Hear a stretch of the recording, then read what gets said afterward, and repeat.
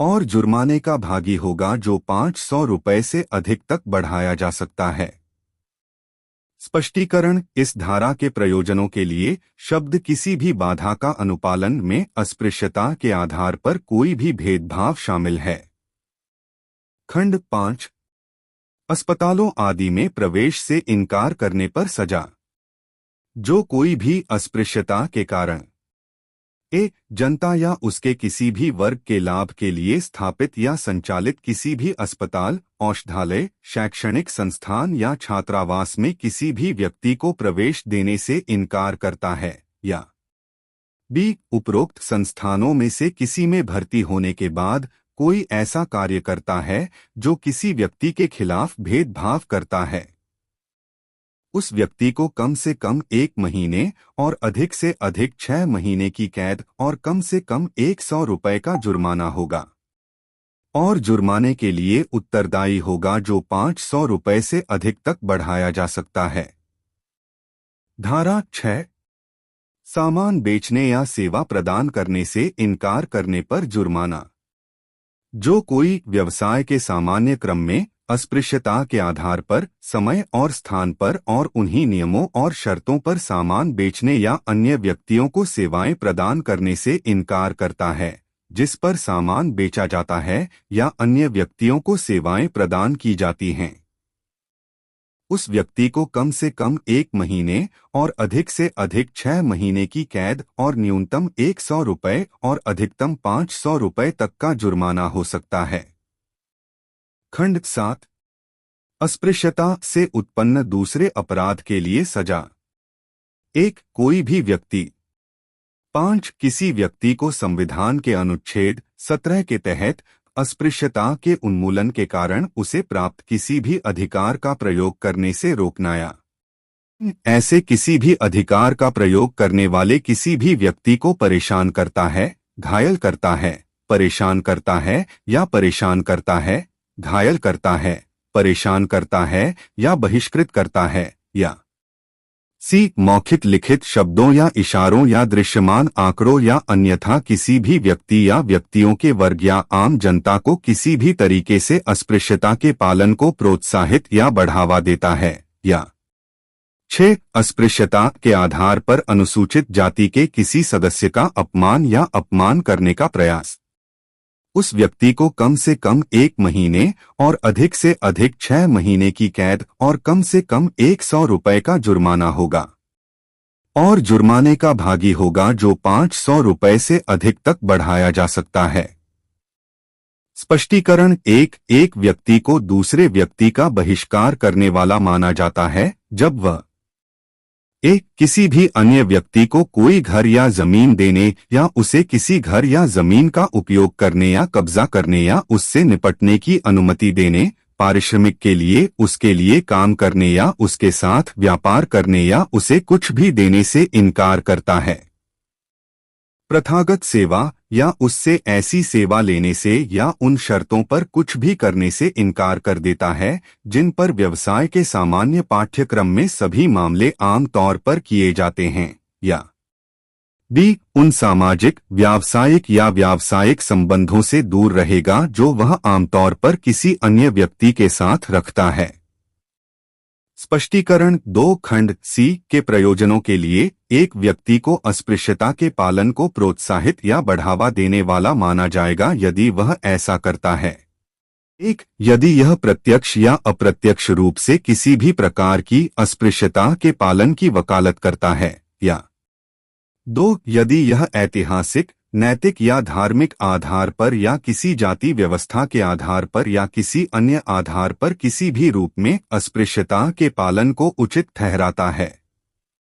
1. जो कोई भी संविधान के अनुच्छेद 17 के तहत अस्पृश्यता के उन्मूलन के कारण उसे प्रदत्त किसी अधिकार के प्रयोग के प्रतिशोध या बदला लेने के लिए अपने जीवन या संपत्ति के खिलाफ अपराध करता है, यदि अपराध हो तो प्रतिबद्ध 1 वर्ष से अधिक अवधि के लिए कारावास से दंडित किया जाएगा। यदि सजा के लिए उत्तरदायी है तो कम से कम 2 वर्ष के लिए कारावास और जुर्माने से दंडित किया जाएगा।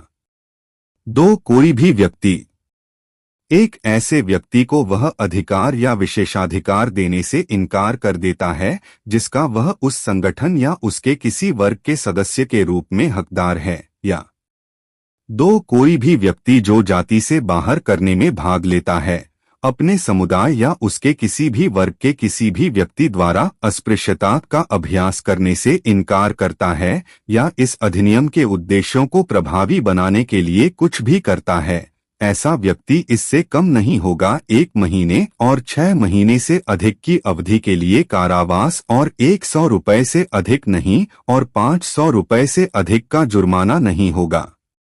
धारा 7 क अस्पृश्यता को अस्पृश्यता के कार्य के रूप में माना जाना चाहिए। 1, जो कोई अस्पृश्यता के कारण कोई सफाई करता है या झाड़ू लगाता है या चटाई हटाता है या किसी जानवर की खाल उतारता है या किसी की नाल या इसी तरह का कोई अन्य कार्य करता है। व्यक्ति अस्पृश्यता से उत्पन्न किसी भी प्रतिबंध का अनुपालन माना जाएगा। 78 SC/ST एक्ट 2, जो कोई भी उपधारा 1 के तहत अस्पृश्यता से उत्पन्न प्रतिबंध का अनुपालन करता है, उसे कम से कम 3 महीने और 6 महीने से अधिक की अवधि के लिए कारावास और कम से कम 1 जुर्माना लगाया जा सकता है। 100 रुपए और जुर्माने से दंडनीय होगा जो 500 रुपए से अधिक नहीं होगा। स्पष्टीकरण, इस धारा के प्रयोजनों के लिए जबरदस्ती शब्द में सामाजिक या आर्थिक बहिष्कार की धमकी शामिल है। धारा 8, कुछ अवसरों पर लाइसेंस रद्द करने या निलंबित करने के संबंध में। जहां धारा 6 के तहत किसी अपराध के लिए दोषी ठहराया गया व्यक्ति उस पेशे, व्यापार, व्यवसाय या रोजगार के संबंध में उस समय लागू किसी कानून के तहत लाइसेंस रखता है जिसके संबंध में अपराध किया गया है, अपराध की कोशिश करने वाली अदालत का एक आदेश यह प्रावधान किया जा सकता है कि उस धारा के तहत किसी भी अन्य दंड के लिए उत्तरदायी किसी भी व्यक्ति को दंड पर प्रतिकूल प्रभाव डाले बिना उसका लाइसेंस रद्द कर दिया गया है या ऐसी अवधि के लिए निलंबित कर दिया गया है जिसे न्यायालय उचित समझे, और न्यायालय के प्रत्येक आदेश को रद्द या निलंबित कर दिया जाएगा। लाइसेंस किसी भी कानून के तहत लाइसेंस रद्द कर देगा या स्थगन के लिए अधिकृत अधिकारी द्वारा पारित आदेश प्रभावी होगा। स्पष्टीकरण, इस खंड में लाइसेंस में परमिट या अनुमति शामिल है। धारा 9, सरकार द्वारा दिए गए अनुदान को वापस लेना या निलंबित करना। सरकार से भूमि या धन का अनुदान प्राप्त करने वाले सार्वजनिक पूजा स्थल या शैक्षणिक संस्थान या छात्रावास के प्रबंधक या ट्रस्टी को इस अधिनियम के तहत अपराध का दोषी ठहराया गया है और एक आदेश में अपील की गई है या ऐसे अपराध के सबूत का पुनरीक्षण जब उल्टा या रद्द नहीं किया जाता है, तो सरकार ऐसे अनुदान को पूर्ण या आंशिक रूप से निलंबित करने या वापस लेने का आदेश दे सकती है यदि वह मामले की परिस्थितियों में ऐसा करना उचित समझती है। धारा 10, अपराध का बढ़ना। जो कोई भी इस अधिनियम के तहत अपराध करेगा वह उस अपराध के लिए निर्धारित दंड का भागी होगा। स्पष्टीकरण, एक लोक सेवक जो जानबूझकर इस अधिनियम के तहत दंडनीय किसी भी अपराध की जांच करने से परहेज करता है, उसे इस अधिनियम के तहत दंडनीय अपराध को बढ़ावा देने वाला माना जाएगा। धारा 10 क सामूहिक जुर्माना लगाने की राज्य सरकार की शक्ति। एक निर्धारित तरीके से पता लगाने के बाद राज्य सरकार यह सुनिश्चित करेगी यदि किसी इलाके के निवासी अधिनियम के तहत दंडनीय किसी अपराध के कमीशन से जुड़े हैं या सहायता करते हैं या उस अपराध के कमीशन में संबंधित व्यक्तियों को आश्रय देते हैं या अपराधी या अपराधियों का पता लगाने या पकड़ने के लिए अपनी शक्ति में सभी सहायता प्रदान नहीं करते हैं या उस अपराध को करने से भौतिक साक्ष्यों को दबाया जाता है, तो राज्य सरकार राजपत्र में अधिसूचना द्वारा ऐसे निवासियों पर सामूहिक जुर्माना लगा सकती है और ऐसे जुर्माने को उन निवासियों के बीच बांट सकती है जो संयुक्त रूप से इसका भुगतान करने के लिए उत्तरदायी हैं और ऐसे जुर्माने को उन निवासियों के बीच बांट सकती है। ऐसे निवासी जो संयुक्त रूप से इसका भुगतान करने के लिए उत्तरदायी हैं, और ऐसा बंटवारा राज्य सरकार की राय के अनुसार किया जाना चाहिए कि ऐसे निवासियों की उनकी संबंधित आय के साधन क्या हैं, और ऐसा कोई भी आवंटन करते समय राज्य सरकार एक हिस्से का भुगतान करने का निर्णय ले सकती है। एक गैरभक्त हिंदू परिवार को ऐसा दंड। लेकिन यदि किसी निवासी ने उपधारा 3 के तहत आवेदन किया है तो उसे आवंटित जुर्माना तब तक वसूल नहीं किया जाएगा जब तक उसका निस्तारण नहीं हो जाता। 2 सामूहिक जुर्माने के मामले को निवासियों के ध्यान में लाने के लिए उपधारा 1 के तहत अधिसूचना उस क्षेत्र में डंडे लगाकर या ऐसे अन्य तरीके से जारी की जाएगी जो राज्य सरकार उचित समझे। क्षेत्र का 3A उपधारा 1 के तहत सामूहिक दंड बनाने या आवंटित करने का आदेश से व्यथित व्यक्ति निर्धारित अवधि के भीतर राज्य सरकार या ऐसे अन्य प्राधिकारी को जिसे सरकार इस संबंध में निर्दिष्ट कर सकती है, ऐसे दंड से छूट के लिए या आवंटन आदेश में संशोधन के लिए आवेदन कर सकता है। लेकिन ऐसा आवेदन दाखिल करने के लिए कोई शुल्क नहीं लिया जाएगा। B राज्य सरकार या उसके द्वारा निर्दिष्ट प्राधिकारी आवेदक को सुनवाई का उचित अवसर देने के बाद ऐसा आदेश पारित करेगा जैसा वह उचित समझे। लेकिन इस धारा के तहत माफ की गई या कम की गई जुर्माने की राशि किसी भी व्यक्ति से वसूली योग्य नहीं होगी और उपधारा 1 के तहत किसी क्षेत्र के निवासियों पर लगाया गया कुल जुर्माना इतना कम माना जाएगा। 4 उपधारा 3 में किसी बात के होते हुए भी राज्य सरकार जो व्यक्ति इस अधिनियम के तहत दंडनीय किसी अपराध के शिकार हैं या जो राज्य सरकार की राय में उपधारा 1 में निर्दिष्ट व्यक्तियों की श्रेणी में नहीं आते हैं, उन्हें इसके तहत लगाए गए सामूहिक दंड का भुगतान करने के दायित्व से छूट मिल सकती है। उपधारा 1 या उसका कोई भाग। 5 किसी व्यक्ति गैरभक्त हिंदू परिवार सहित द्वारा देय सामूहिक दंड का एक हिस्सा आपराधिक प्रक्रिया अधिनियम 1973 इंच द्वारा लगाए गए दंड की वसूली के लिए अदालत द्वारा वसूल किया जा सकता है, जैसे कि वह भाग 1 दंड था एक मजिस्ट्रेट द्वारा लगाया गया। धारा 11 बार बार किए गए अपराध के सबूत पर आगे की सजा के संबंध में कोई भी व्यक्ति जो पहले इस अधिनियम के तहत किसी अपराध या ऐसे अपराध के दुष्कर्म के लिए दोषी ठहराया गया है और उसे फिर से ऐसे अपराध या उसके दुष्कर्म के लिए दोषी ठहराया गया है, दोषी पाए जाने पर एक दूसरे अपराध के लिए कम से कम 6 महीने और 1 वर्ष से अधिक की अवधि के लिए कारावास की सजा दी जाएगी और जुर्माना भी लगाया जाएगा। जुर्माना 2 रुपए से कम और 500 रुपए से अधिक नहीं होना चाहिए। B तीसरे अपराध या तीसरे अपराध के बाद किसी भी अपराध के लिए कम से कम 1 वर्ष और 2 वर्ष से अधिक अवधि के लिए कारावास और जुर्माने से दंडित किया जाएगा। जुर्माना 500 रुपए से कम और 1000 रुपए से अधिक नहीं होगा। धारा 12 कुछ अवसरों पर न्यायालय द्वारा विचार किए जाने वाले मामले।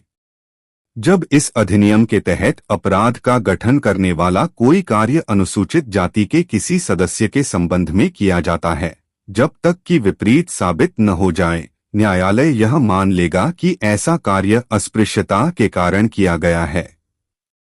धारा 13 सिविल न्यायालय के क्षेत्राधिकार का विस्तार। 1 कोई भी सिविल न्यायालय ऐसे मुकदमे पर विचार नहीं करेगा या ऐसी कार्यवाही जारी नहीं रखेगा या किसी मुकदमे या कार्यवाही में किए गए किसी दावे या किसी डिक्री या आदेश के निष्पादन या किसी डिक्री या आदेश के निष्पादन को पूरी तरह या आंशिक रूप से प्रावधानों के विपरीत नहीं बनाए रखेगा। यह अधिनियम किसी भी तरह से कोई डिक्री या आदेश नहीं दे सकता या उसे लागू नहीं कर सकता। 2 कोई भी न्यायालय किसी मामले का फैसला करते समय या किसी डिक्री या आदेश को निष्पादित करते समय किसी भी प्रथा या प्रथा को बरकरार नहीं रखेगा जो अस्पृश्यता के कारण किसी भी व्यक्ति पर प्रतिकूल प्रभाव डालता है। धारा 14 कंपनियों द्वारा किए गए अपराध।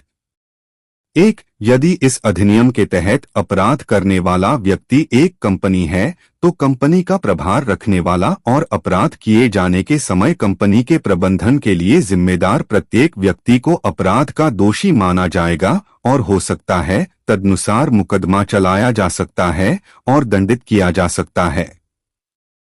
लेकिन यदि ऐसा व्यक्ति यह साबित कर दे कि अपराध उसकी जानकारी के बिना किया गया था या उसने ऐसे अपराध को रोकने के लिए पूरी सावधानी बरती थी, यदि रखा जाता है तो वह व्यक्ति इस उपधारा के किसी भी प्रावधान के तहत किसी भी दंड के लिए उत्तरदायी नहीं होगा। 2, इस अधिनियम की उपधारा 1 में किसी बात के होते हुए भी जहां कोई अपराध कंपनी के किसी निदेशक या प्रबंधक, सचिव या अन्य अधिकारी की सहमति से किया जाता है, ऐसे निदेशक, प्रबंधक, सचिव या अन्य अधिकारी को भी अपराध का दोषी माना जाएगा और तदनुसार मुकदमा चलाया जा सकता है और दंडित किया जा सकता है। स्पष्टीकरण इस खंड के प्रयोजनों के लिए। एक, कंपनी का अर्थ किसी भी कॉरपोरेट निकाय से है और इसमें कोई फर्म या व्यक्तियों का अन्य निकाय शामिल है। और बी, किसी फर्म के संबंध में निदेशक का अर्थ फर्म का भागीदार है। धारा 14 का सद्भावना पूर्वक किए गए कार्यों का संरक्षण। 1, इस अधिनियम के तहत सद्भावना से किए गए या किए जाने वाले कथित किसी भी कार्य के लिए केंद्र सरकार या राज्य सरकार के खिलाफ कोई मुकदमा, शिकायत या अन्य कानूनी कार्यवाही नहीं की जाएगी। 2, इस अधिनियम के तहत सद्भावना पूर्वक किए गए या किए जाने के इरादे से किए गए किसी कार्य के कारण होने वाली या होने की संभावना के लिए केंद्र सरकार या राज्य सरकार के खिलाफ कोई मुकदमा या अन्य कानूनी कार्यवाही नहीं की जाएगी। धारा 15, क्या अपराध करने वाला कोई पुलिस अधिकारी है और सारांश अभियोग कार्रवाई योग्य है। 1, आपराधिक प्रक्रिया अधिनियम 1973 में किसी भी बात के बावजूद इस अधिनियम के तहत दंडनीय प्रत्येक अपराध एक पुलिस अधिकारी के खिलाफ होगा और ऐसे प्रत्येक अपराध के लिए 3 महीने से अधिक की अवधि के कारावास से दंडनीय होगा। एक न्यायिक मजिस्ट्रेट किसी महानगरीय क्षेत्र में प्रथम श्रेणी या मेट्रोपॉलिटन मजिस्ट्रेट अधिनियम में निर्दिष्ट प्रक्रिया के अनुसार संक्षिप्त न्यायिक कार्यवाही आयोजित कर सकता है। 2, आपराधिक प्रक्रिया अधिनियम 1973 में किसी भी बात के बावजूद कोई भी सरकारी कर्मचारी जिसके बारे में कहा जाता है कि उसने अपनी सरकारी सेवा के दौरान कार्य करते समय या कार्य करने के दौरान इस अधिनियम के तहत दंडनीय अपराध को बढ़ावा दिया है, निचली अदालत की पूर्व अनुमति के बिना उकसावे पर विचार नहीं किया जाएगा। 1, केंद्र सरकार के संघ के कार्यों के संबंध में नियोजित व्यक्ति के मामले में और बी, राज्य सरकार के राज्य कार्यों के संबंध में नियोजित व्यक्ति के मामले में। धारा 15 का यह सुनिश्चित करना राज्य सरकार का कर्तव्य है कि संबंधित व्यक्ति अस्पृश्यता के उन्मूलन से उत्पन्न अधिकारों का आनंद ले सकें। 1, ऐसे नियमों के अधीन जो केंद्र सरकार इस संबंध में बना सकती है, राज्य सरकारें ऐसे कदम उठाएंगी जो यह सुनिश्चित करने के लिए आवश्यक हों कि अस्पृश्यता के उन्मूलन से उत्पन्न होने वाले लाभ व्यक्तियों को उपलब्ध कराए जाएं और उनका आनंद उठाया जाए। अस्पृश्यता से उत्पन्न होने वाली किसी भी बाधा के लिए 2, विशेष रूप से और उपधारा 1 के प्रावधानों की व्यापकता पर प्रतिकूल प्रभाव डाले बिना ऐसे उपाय में शामिल हो सकते हैं। 1, ऐसे अधिकारों का लाभ उठाने के लिए अस्पृश्यता से उत्पन्न होने वाली किसी भी बाधा के अधीन व्यक्तियों को कानूनी सहायता सहित पर्याप्त सुविधाएं प्रदान करना। 2, इस अधिनियम के प्रावधानों के उल्लंघन के अभियोजन को शुरू करने या पर्यवेक्षण करने के लिए एक अधिकारी की नियुक्ति। 3, इस अधिनियम के तहत अपराधों की सुनवाई के लिए विशेष अदालतें स्थापित करना। 4, ऐसे उपायों को निर्धारित करने या लागू करने में राज्य सरकार की सहायता के लिए राज्य सरकार उचित समझे जाने वाले उचित स्तरों पर समितियों का गठन करना। 5, इस अधिनियम के प्रावधानों के बेहतर कार्यान्वयन के लिए उपाय सुझाने की दृष्टि से इस अधिनियम के प्रावधानों के कार्यान्वयन का आवधिक सर्वेक्षण प्रदान करना। 6. उन क्षेत्रों का सीमांकन करना जहां व्यक्ति अस्पृश्यता से उत्पन्न होने वाली किसी बाधा के अधीन है और ऐसे क्षेत्र से ऐसी बाधा को हटाने को सुनिश्चित करने के लिए उपाय अपनाना। 3. केंद्र सरकार उपधारा 1 के तहत राज्य सरकारों द्वारा उठाए गए कदमों के समन्वय के लिए आवश्यक कदम उठाएगी। 4. केंद्र सरकार हर साल इस धारा के प्रावधानों के अनुसार अपने साथ साथ राज्य सरकारों द्वारा किए गए उपायों पर एक रिपोर्ट संसद भवन के पटल पर रखेगी। धारा 16 अन्य कानूनों पर इस अधिनियम की सर्वोच्चता।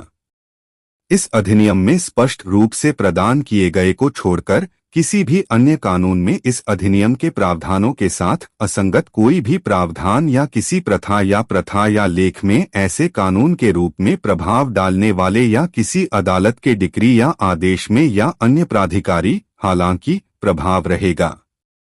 धारा 16 का 14 वर्ष से अधिक आयु के व्यक्तियों पर आपराधिक परिवीक्षा अधिनियम 1958 की गैर प्रयोज्यता।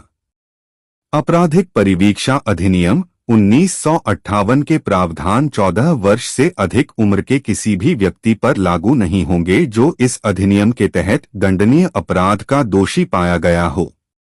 खंड 16(b) नियम बनाने की शक्ति। 1. केंद्र सरकार राजपत्र में अधिसूचना द्वारा इस अधिनियम के प्रावधानों को लागू करने के लिए नियम बना सकती है। 2. इस अधिनियम के तहत केंद्र सरकार द्वारा बनाया गया प्रत्येक नियम इसके बनने के बाद जितनी जल्दी हो सके संसद के प्रत्येक सदन के समक्ष एक सत्र में या 2 या अधिक लगातार सत्रों में एक साथ एक अवधि के लिए रखा जाएगा।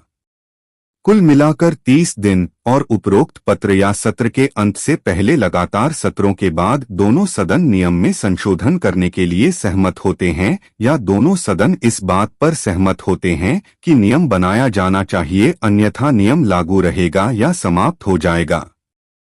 जैसा भी मामला हो ऐसे संशोधित रूप में लागू होगा, लेकिन ऐसा कोई भी संशोधन या निरसन उस नियम के तहत पहले किए गए कार्य की वैधता को प्रभावित नहीं करेगा। धारा 17 रद्दीकरण मामले।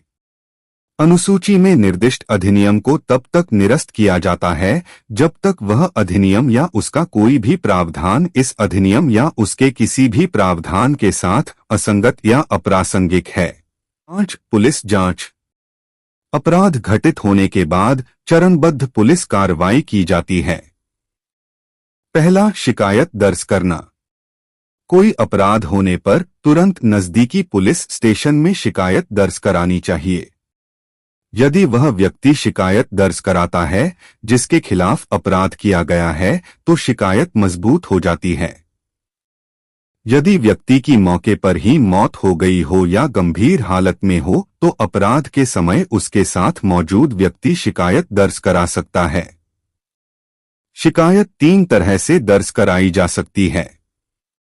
सीधे नजदीकी पुलिस स्टेशन जाकर या यदि पुलिस शिकायत नहीं लेती है डीएसपी यानी जिला पुलिस अधीक्षक को रजिस्टर एडी से या एक वकील के माध्यम से सीधे अदालत में एक निजी शिकायत कहा जाता है।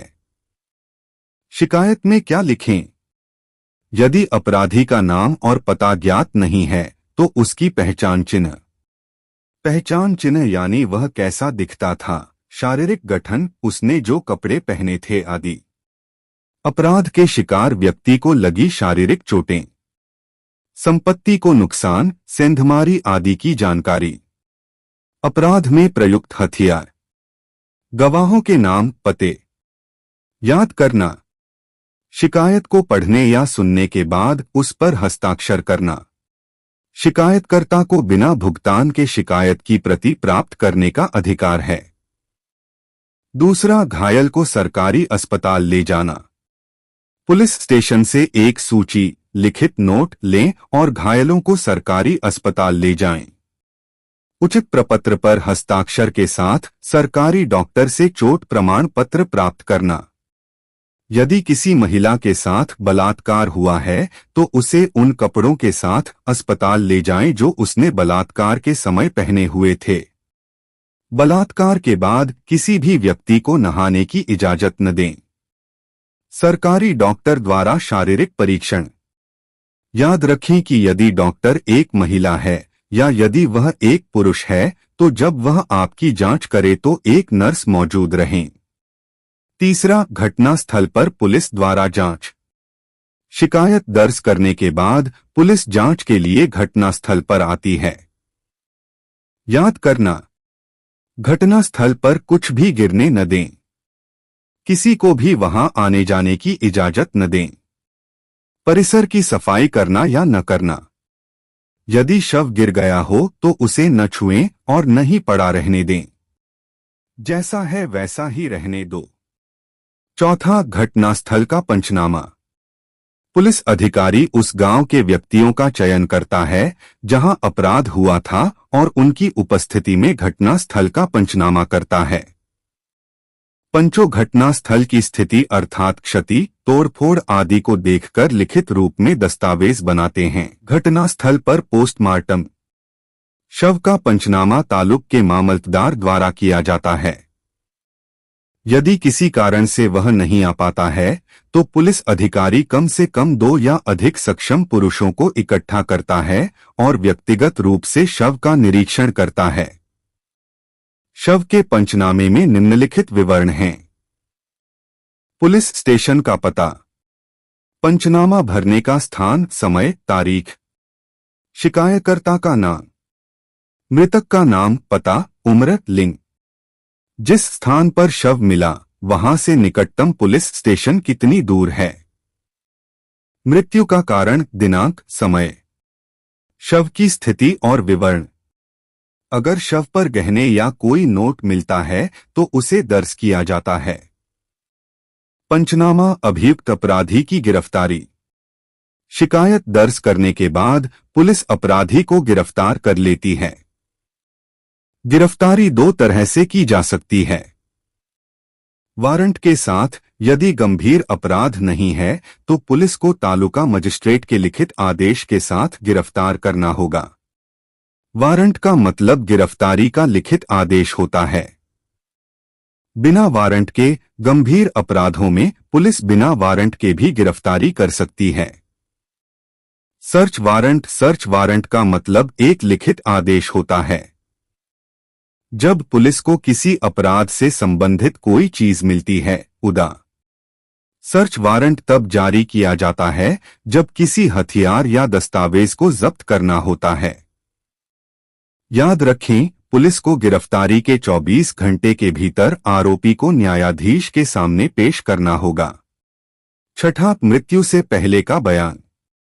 जब कोई अपराध पीड़ित गंभीर रूप से घायल हो जाता है और तालुका मामलातदार को लगता है कि वह अधिक समय तक जीवित नहीं रह सकता है तो मामलातदार व्यक्ति की मृत्यु से पहले एक बयान लेता है।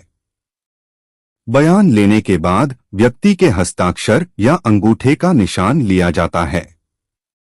विशेष परिस्थितियों में अगर मामलातदार मौजूद नहीं है तो पुलिस अधिकारी बयान ले सकता है।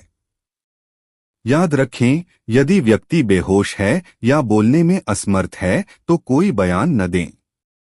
7वां, कथन का अर्थ है कथन। शिकायत दर्ज करने के बाद पुलिस शिकायतकर्ता और गवाहों से जवाबी बयान लेती है। बयान में वे वही सब लिखते हैं जो उन्होंने घटना के वक्त अपनी आंखों से देखा है। जब अदालत में मामले की सुनवाई होती है तो इन बयानों के आधार पर अभियोजक और गवाहों की गवाही न्यायाधीश के सामने ली जाती है। याद रखें, यह बहुत महत्वपूर्ण है कि पुलिस को दिया गया बयान अदालत में सच हो। कार्यपालक मजिस्ट्रेट मामलतदार की शक्तियां। आपराधिक कार्यवाही में मामलातदार को कुछ शक्तियां प्रदान की गई हैं, जो निम्नलिखित है। 1. शव का पंचनामा निष्पादित करने की शक्ति। 2. डीडी मृत्यु पूर्व घोषणा लेने की शक्ति। 3. CRPC दंड प्रक्रिया अधिनियम धारा 107 ऐसे मामलों में जहां शांति भंग न हो पक्षों के बीच समझौता करने की शक्ति। जिस अपराध में आवेदक द्वारा थाने में आवेदन दिया लिया गया हो उसे धारा 107 अर्थात चैप्टर केस कहा जाता है। ऐसे मामले कम गंभीर होते हैं जिनमें जान चली जाती है, कोई क्षति नहीं हुई। ऐसे मामलों की सुनवाई मामलातदार अदालत में की जाती है। इस प्रक्रिया की अवधि 6 माह है, जिसमें दोनों पक्षों को बुलाकर लिखित समझौता कराया जाता है। अधिकतर दलित आदिवासी समाज में जागरूकता कम होने के कारण पुलिस उनके भोलेपन का फायदा उठाकर गंभीर अत्याचार के मामलों में भी इसी धारा के तहत कार्यवाही करती है। लेकिन अगर प्रताड़ना के शिकार व्यक्ति को इसके बारे में पता चलता है या कोई उसे सूचित करता है तो वह उसी आवेदन के खिलाफ लिखित या अदालत में शिकायत कर सकता है। नामदार सुप्रीमो द्वारा पुलिस में शिकायत दर्ज कराने के संबंध में कोर्ट की गाइडलाइन के संबंध में राज्य पुलिस प्रमुख के स्थायी आदेश सन 012013 पुलिस महानिदेशक एवं मुख्य पुलिस अधिकारी का कार्यालय सेक्टर 18 गांधीनगर। विषय ली गई रीडिंग 1 नामदार सुप्रीम कोर्ट याचिका आपराधिक संख्या 68/2008 दिनांक निर्णय दिनांक 12 नवंबर 2013 और उसमें बताए गए मार्गदर्शक सिद्धांत। 2 सरकारी वकील और लोक अभियोजक गुजरात उच्च न्यायालय अहमदाबाद दिनांक पत्र दिनांक 16 नवंबर 2013। उपरोक्त विषय और संदर्भ के संदर्भ में यह ध्यान दिया जाना चाहिए कि नामदार सुप्रीम कोर्ट की संविधान पीठ द्वारा दिनांकित रिट याचिका आपराधिक संख्या 68/2008 ललिता कुमारी बनाम उत्तर प्रदेश राज्य के मामले में 11 दिसंबर 2013 को पुलिस स्टेशनों पर शिकायत दर्ज कराने को लेकर एक महत्वपूर्ण फैसला सुनाया गया है, जिसके अनुपालन में गुजरात उच्च न्यायालय के सरकारी वकील को अपने पढ़े गए पत्र -2 से सुप्रीम कोर्ट के फैसले में उल्लिखित मार्गदर्शक सिद्धांतों का सख्ती से पालन करने के लिए कहा गया है। उक्त प्रकरण के संबंध में इस कार्यालय का सूची पत्र क्रमांक है G1 क्राइम T1 लिस्ट 22982013 दी अनुरोध है कि नामदल सुप्रीम कोर्ट द्वारा दिनांक 9 जुलाई 2013 के निर्देशों सहित दिए गए निम्नलिखित निर्देशों को सख्ती से लागू किया जाए। 1 जब कोई अपराध संज्ञेय हो जाता है या जब ऐसी सूचना के आधार पर पुलिस स्टेशन में सूचना आती है, F.IR पंजीकरण अनिवार्य है। जब अपराध की जानकारी संज्ञेय अपराध हो यानी अपराध की जानकारी ऐसी हो कि सूचना संज्ञेय अपराध की ओर इशारा करती हो तो ऐसे मामले में किसी प्रारंभिक जांच करने की जरूरत नहीं है और कोई प्रारंभिक जांच नहीं की जानी चाहिए ऐसे अपराध में, लेकिन उस अपराध का तत्काल पंजीकरण। 3 ऐसे मामलों में जहां किसी अपराध के बारे में जानकारी से संज्ञेय अपराध का खुलासा नहीं होता है और उस जानकारी की जांच करना आवश्यक प्रतीत होता है, प्रारंभिक जांच की जाएगी और ऐसी प्रारंभिक जांच केवल उस सीमा तक की जाएगी जहां तक अपराध के बारे में जानकारी का खुलासा हो, संज्ञेय अपराध है या नहीं। 3 यदि ऐसी जांच से पता चलता है कि कोई संज्ञेय अपराध किया गया है तो ऐसे अपराध के संबंध में F.IR तुरंत पंजीकरण करें। यदि ऐसी जांच के अंत में यह प्रतीत होता है कि कोई संज्ञेय अपराध नहीं किया गया है और इसलिए शिकायत के संबंध में जानकारी का संज्ञान लेना आवश्यक नहीं है, तो उस स्थिति में जिस व्यक्ति को अपराध की जानकारी भेजी गई है उसे सूचित किया जाना चाहिए। शिकायत की जांच के अंत में यह अध्याय बंद कर दिया गया है। इस संबंध में प्रविष्टि करने के बाद शिकायतकर्ता को तुरंत सूचित करना होगा और 1 सप्ताह से पहले नहीं। यह रिपोर्ट शिकायतकर्ता को बताएगी कि ऐसी शिकायत को आगे क्यों नहीं बढ़ाया गया और बंद कर दिया गया और इसका संक्षिप्त कारण बताया जाएगा कि इसे क्यों बंद किया गया है। 4 जब कोई संज्ञेय अपराध होता है तो एक पुलिस अधिकारी ऐसी शिकायत दर्ज करने के लिए कानून द्वारा बाध्य होता है और वह ऐसी शिकायत दर्ज न करके अपने कर्तव्य से बच नहीं सकता है। उपयुक्त प्राधिकारी ऐसे अपराधी पुलिस अधिकारी को दोषी ठहराएंगे जिनके विरुद्ध शिकायत संज्ञेय अपराध है।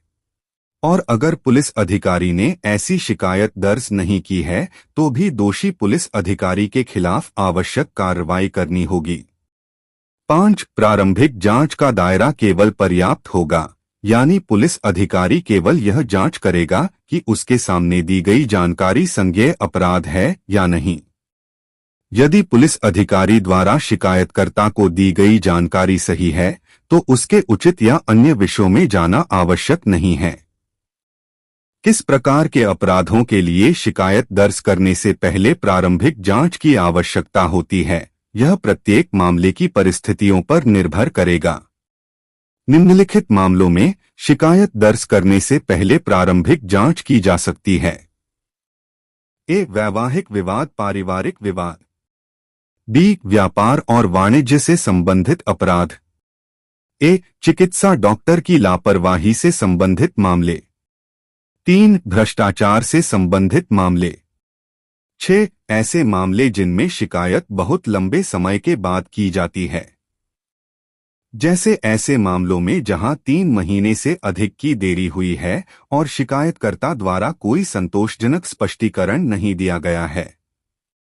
उपरोक्त चित्र उदाहरणात्मक हैं और अंतिम या निर्णायक नहीं हैं। उपरोक्त चित्र प्रारंभिक जांच के लिए केवल उदाहरण मात्र हैं।